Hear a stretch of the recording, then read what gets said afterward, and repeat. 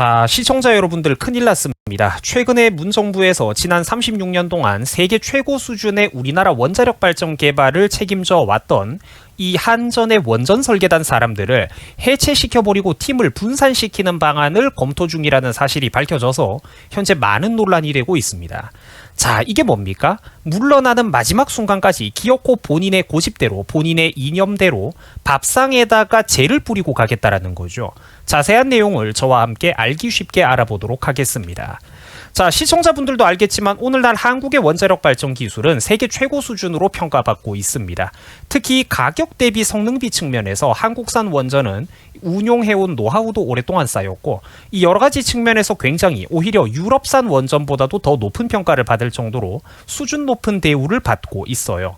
자, 이 원전 산업 덕분에 엮여가지고 그 수출 산업으로 먹고 사는 분들도 굉장히 많고 또 부품 납품업체들도 정말로 여기에 많이 엮여 있고 또 아까운 핵심 기술을 보유하고 있는 원전 기술을 탄탄하게 보유하고 있는 국내 중견기업 대기업들도 여러 개가 있습니다. 자, 그런데 최근에 문정부에서는 한국전력 산하의 한국전력기술에서 원자로 설계 전담팀에 있는 그 사람들을 해체시켜버리는 내용의 조직 개편안을 검토하고 있다는 사실이 최근에 밝혀져 버린 겁니다. 그래서 현재 온라인에서 지금 많은 논란이 되고 있어요. 자, 그리고 여러분들 여기서 정말로 화가 나는 게 뭐냐면은 또 검토라는 약간의 여지, 간을 보는 발언을 쓰고 있다라는 겁니다. 단어를 쓰고 있다라는 거예요. 자, 민심 간보기 하다가 버겁다 싶으면은 또 아니면은 말고식으로 접어버리면서 우리가 언제 그랬냐, 너네가 마음대로 그 가짜를 떠들었다, 뭐 이런 식으로 나올 수도 있다라는 거죠. 이게 여러분들 얼마나 안타까운 상황입니까? 안 그래도 문정부의 탈원전 정책으로 인해서 원전업계, 국내 원전업계 전체가 사실상 고사의 위기에 놓이고 있는 가운데 핵심 공기업의 근본이 되는 그 역량마저 뿌리채 뒤흔들고 있다라는 것입니다.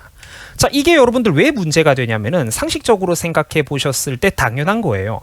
종합적인 설계를 담당하는 부서에 핵심 주요 인력들이 모여서 포진이 되어 있는데 한 팀에 묶어놓고 운용해야 서로 노하우와 기술 교류도 되고 가장 효율적으로 굴러가는 걸 굳이 여러 개 부서로 쪼개놓고 옮겨놓고 분산시키겠다라는 겁니다.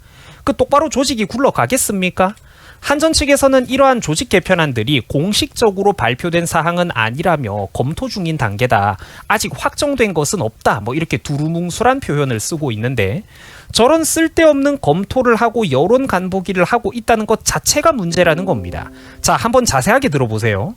애당초 이게 잘못된 오해라며, 이게 정상적인 나라라면 애당초 그게 잘못된 오해다. 우리가 팀을 분산하는 거는 우리가 검토해 본 적도 없습니다. 이렇게 말이 나와야 되는데 자기들도 말끝을 흐리죠. 아직 확정된 게 없다. 이렇게 말장난을 치고 있다라는 거예요. 그게 문제라는 거예요. 툭 던져보고 국민들이 별로 반대 여론이 없으면은 확정을 하겠네? 아직까지는 확정된 바가 없지만 내일은 확정할 수도 있겠네?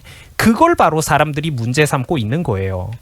전문가들은 세계 최고 수준의 원자로 설계 기술을 보유한 우리나라의 그런 인력팀, 개발팀들이 뿔뿔이 한번 흩어져 버리면 이게 탈원전 정책의 대못이 박힐 수도 있다라고 우려하고 있는 상황입니다. 또한 정범진 경희대 원자력공학과 교수의 말에 따르면 탈원전판 분석행위와 똑같은 사건이다. 조직을 한번 흩뜨려 버리면 기술과 인력들을 다시 끌어모으는 데는 어려움이 많을 수밖에 없다. 결국 대한민국의 원전 설계 능력 자체가 근본적으로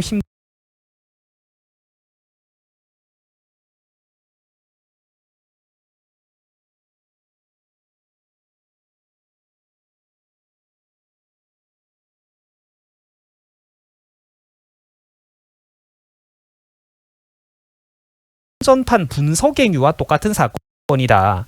조직을 한번 흩뜨려 버리면 기술과 인력들을 다시 끌어모으는 데는 어려움이 많을 수밖에 없다.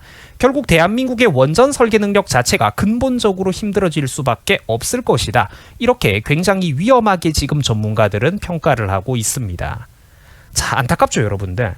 정용훈 카이스트 원자력공학과 교수라는 분 역시 비슷한 내용을 말을 했습니다.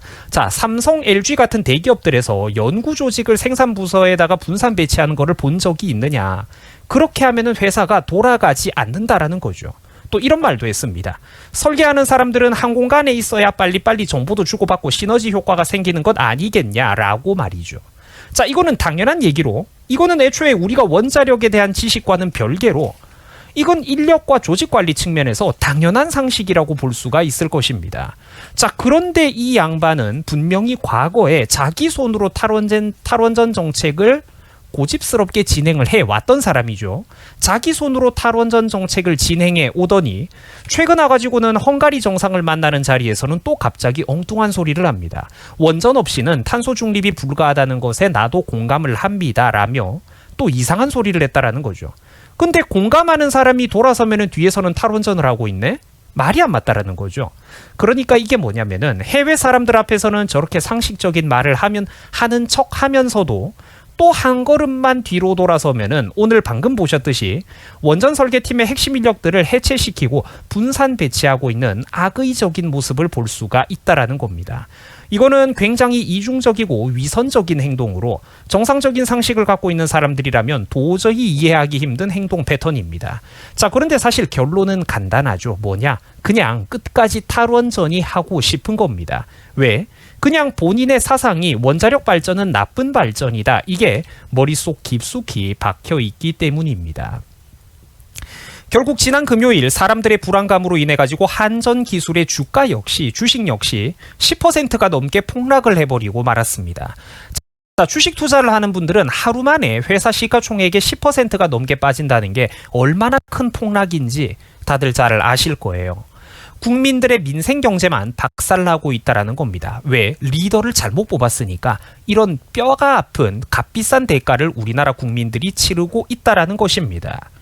자, 국제사회에서도 온실가스 배출을 국제사회에서도 온실가스의 배출을 줄이기 위해서는 원자력 발전을 늘리는 것밖에는 방법이 없다라고 얘기를 해주고 있어요. 세계적으로도 지금 원전을 늘리라고 국제에너지기구 같은 곳에서 대놓고 세계 각국에게 가르쳐주고 있다라는 겁니다. 자, 그런데 우리 한국만 앞으로 원전을 줄여나가겠다, 뭐 2050년까지 6%까지 줄이겠다 이런 소리를 하고 있죠.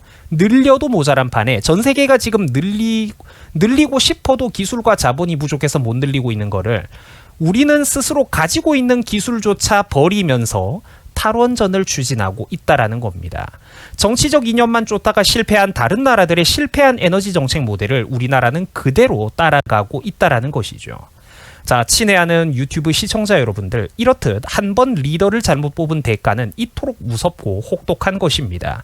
부디 다가오는 앞으로 정말 얼마 남지 않은 그 기회들 앞에서는 절대로 우리 국민들이 제발 좀 방심하지 말고 마음 놓지 말고 이미 다 이긴 게임이라고 절대로 착각하지 말아야 할 것입니다.